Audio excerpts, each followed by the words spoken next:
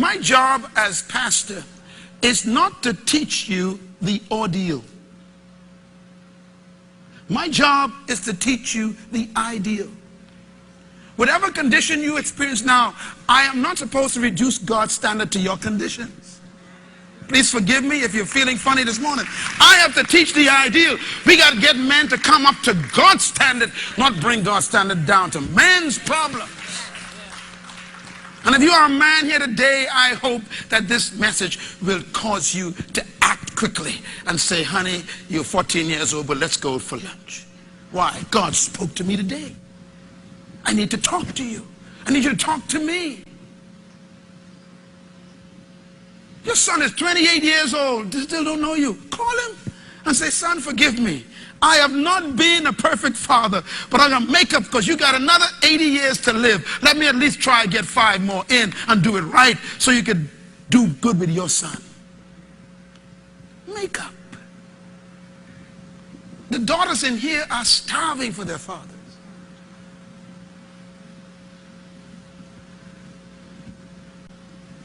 You know, here's something I thought was interesting.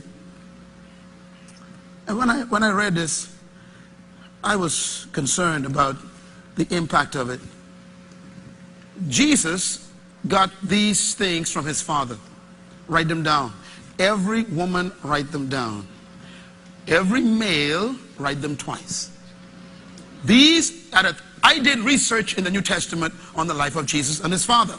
And here's what I got from these verses. I researched it for almost 7 years to find out what made God a successful father and what made Jesus Christ a successful son. And here's what I found. Number 1, he got his identity from his father. Number 2, he got his work from his father. He said, I and my father are one. Remember that? In other words, who do you identify with? A friend or your daddy? Some young men in this room are being brought up by a buddy. They identify more with their friends than they do with their own father. And they become like their buddies instead of like their father. Can you say, I am like my father? I and my father are one? Matter of fact, let me ask another question. Does your son want to be like you?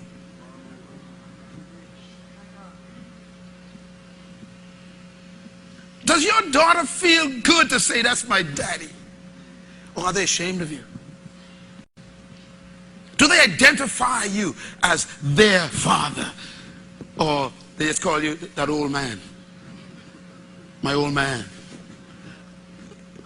The second one, his work.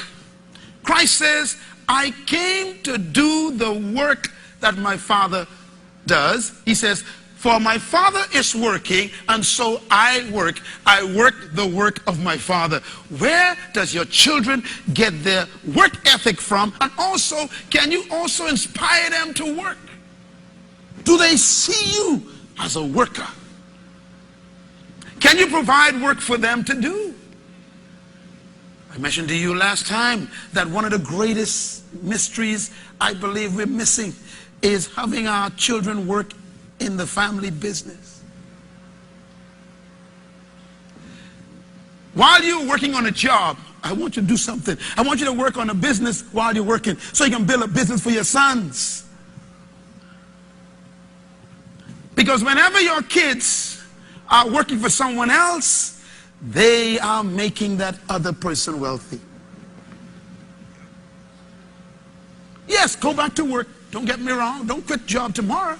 But go back to work. But when the Bible says work in the morning, plant your seeds, but in the evening let not your hands be idle, because you know not which one will prosper you. That means you go to the job in the morning, but make sure you do something in the evening that your kids could inherit.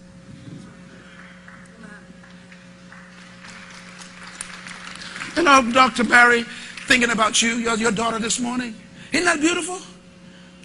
His daughter want to be just like her daddy. She said, I want to be an orthodontist. He's an orthodontist. He has his own business. And now his kids are not wondering about the future. Can I get employed? Will there be a job? He's provided work. She's going to do the work that her father works. She's going to work her father's work. But we're not being taught to think this way. Eh?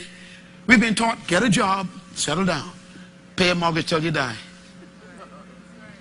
The reason why I'm teaching this is not to bring you guilt, but to change the future for your life and your children. My job is to make you just like God. Build something that your kids could inherit. He got his work from his father. The third thing he got from his father was his purpose. He says, I came to complete the work my father sent me to do. Do you give your children purpose in life? Son, I'm sending you off to school because I got a plan. I want you to go and complete this degree because, you know, we got to do this thing the next 40 years and you're going to take it over. That's giving your sons purpose. I came to do the work my father sent me to do.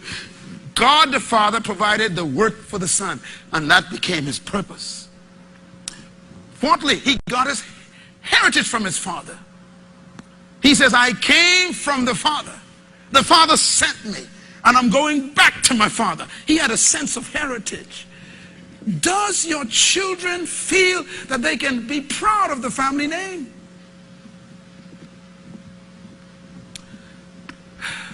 There are people who don't want you to know who their father is. They're ashamed of the name. I've known some people who actually use their maiden names. Or they changed their names because the father messed up. Ladies and gentlemen, again, and I feel this today, my job is to teach you the truth, not to appease what you are experiencing. If we're going to heal our country, we need to bring men back to the standard of God.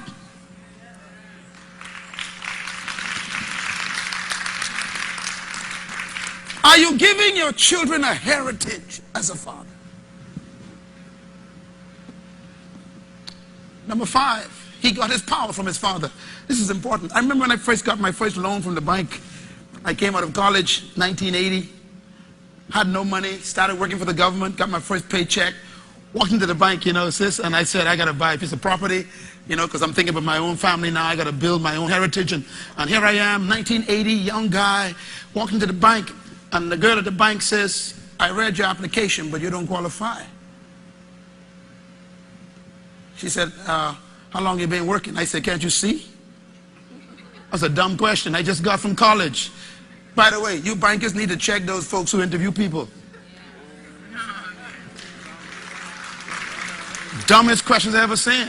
And then she said, well, we can't give you a loan because you have no history with that bank. I said, lady, I just got home from college. What do you expect? Dumbest questions I ever heard. Anybody heard them questions? See hands. Anyone have questions? See? Am I the only one? You have had them questions asked? Come on, let's see. Don't be ashamed. Yeah, I see some hands there. Strangest questions. So anyhow, I got so frustrated with the young lady. I said, you know, let me talk to your manager. And she said, you don't need to talk to him. I'm the loan officer. Excuse me. Can I please see the manager? She said, but I don't know why you need to see him. He's going to say the same thing. And she picked up the phone and she called him. And he said, come in. I went in. Walked in his office. He stood up. And he smiled. He said, you Matthias' son. Watch this. My father's name is Matthias. Anyone who knows him well calls him Tias. He said, you Tias boy. I said, yes, sir. He said, have a seat. He said, what's your problem? I said, I need a loan to buy a piece of property. He said, so what's the problem? I said, the loan officer is assuming that I cannot afford this, nor can I handle this. He said, but he worked for the government. He said, I know your daddy for the last 40 years, man. What's your problem? You get the loan, okay? I know your daddy.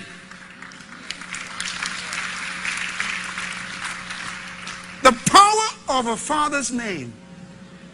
Do you give your kids power? Can they use your reputation to make it through life? Or do people say, your daddy? You want him to sign for you? No way. Do you embarrass your children because of your life? He got his power. I like what Jesus said. He says, I came because my Father sent me. And he said, and if you believe my Father, you'll believe me, he says. He tied his success to his Father's reputation. If you knew my Father, he says, you would know me.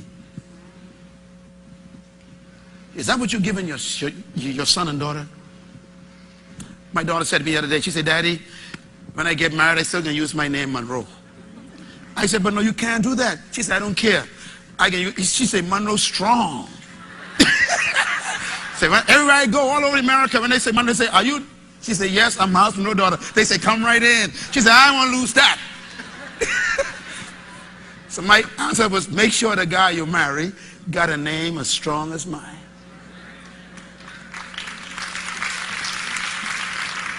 He got his power from his Father. And number 6, he got his authority. He said, I came to you in my Father's name. My Father sent me. And if you knew who my Father was, you would listen to my words, he says. Are you giving your children authority? Number 7, he got his legitimacy from his Father. His Father made him legal. He says, I am here because my Father sent me. And because my Father sent me, I know who I am. Number 8, he got his destiny from his Father. He said, I came from my Father and I'm going back to my Father. His future was in his Father. Do you give your children a destiny where they can go into the family's name and say, this name is living forever? I'm going to keep this name proud and alive. You know, my father today didn't have property to give us, didn't have land to give us, didn't have a house to give us. We didn't get tangible things from our father. But the most important thing our father gave us was his name. I walk around the country and people say, I know your daddy. And guess what? The Bible says a good son becomes a blessing to his father. My father been telling me lately some strange thing. My father says, you know, son, everywhere I go, they say, so you is Myles Munroe daddy? It's reversed now. They say, oh yeah, I know your son. Can you live in such a way that your kids can use your name to make it through life? It's a heavy load. He got his family from his father. He said, my father loves me, and I love the Father, and I do the things that please him. He said, if you don't believe me, my Father believes me. You know what? When you go into the world as a son, most of the folks don't believe you. But are you okay if your daddy believes? Your family got to back you up. The Father gives you the support when the whole world abandons you.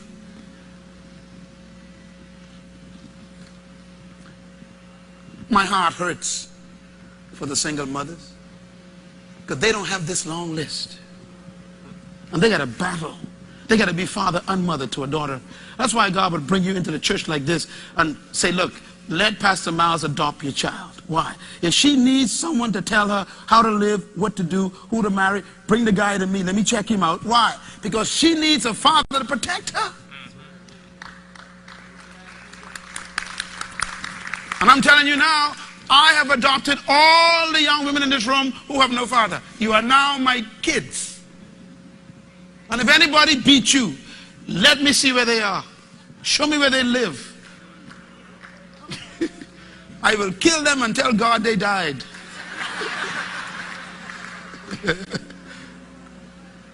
We need protection. And it comes from our Father. And finally, number 10, he got his message from his Father. You know, this is important. Do your children repeat what you say? Jesus said, I only say the words my Father tells me to say. Where do you get your language from, sir? Some young men are cursing because they heard their father cursing. Some men talk about sex because they hear their father talking about sex. Some men talk about women because they hear their father talking about women. In other words, some men just do what their father do because that's the message they got from their father. Some men have sweethearts because their father had sweethearts. What is the message you're giving your son or your daughter? A good father provides the message for his children.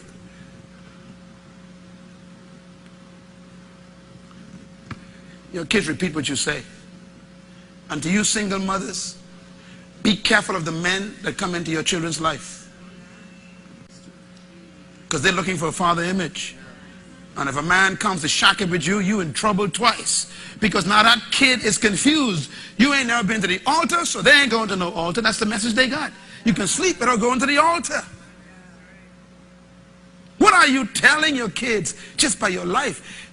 Jesus said, I only do what I see my Father do. My goodness, did you hear that? I only do what I see my Father does. He had a mother named Mary. He never said he does what he sees his mother does. That means you single women, the man in your life is who your kids are watching.